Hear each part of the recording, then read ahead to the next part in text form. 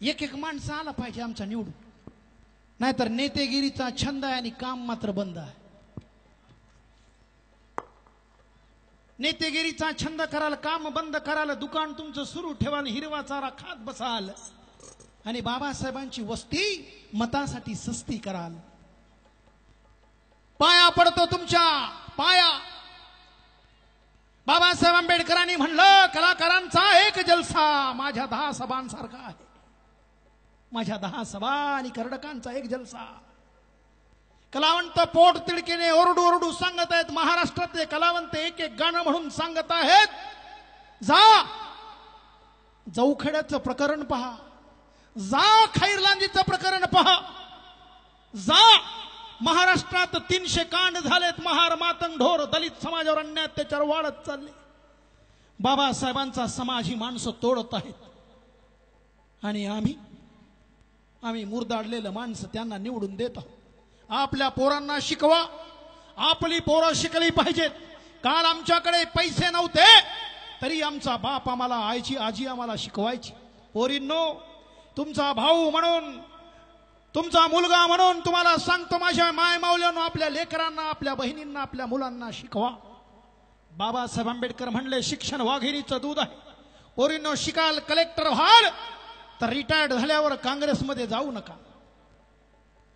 पोरींनो, collector व्हा, पोरांनो साहेब व्हा. रिटायर्ड झाल्यानंतर भारतीय जनता पार्टीत जाऊ नका. रिटायर्ड झाल्यानंतर सेनेत जाऊ नका. रिटायर्ड झाल्यानंतर राष्ट्रवादीत मरू नका. मरायचं असेल तर बाबासाहेब आंबेडकरांच्या घरात मरा. काही हरकत नाही, सन्मानाचं मरण मिळेल तुम्हाला. नाही तर माझी भोतमांगे परिवारातली पोरगी नग्न करून मारण्यात आलं, उघड करून झाडण्यात आलं.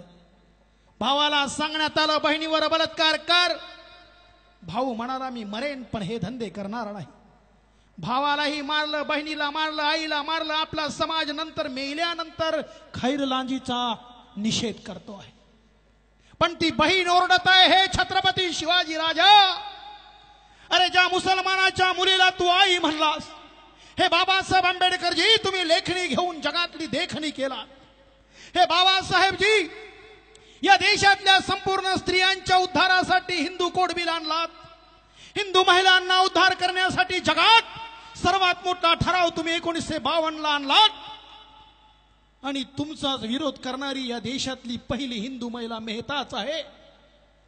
बाबासाहेबजी, तुम्ही एकीकडे पदाचा राजीनामा देता की या महिलांना अधिकार भेटले पाहिजे, त्याच महिलावरती बलात्कार होताना ती पोरगी ओरडते आणि म्हणते की मला वाचवा, मला माझा भाऊ छत्रपती शिवाजी राजा द्या, नाहीतर मला माझा भाऊ बाबासाहेब द्या. मला चीड नाही हाच माझा गुन्हा. वामनदादाचं गाणं.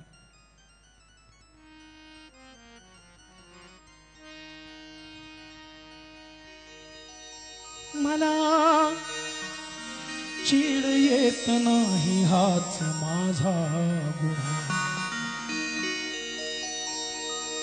दोष देऊ कुणा.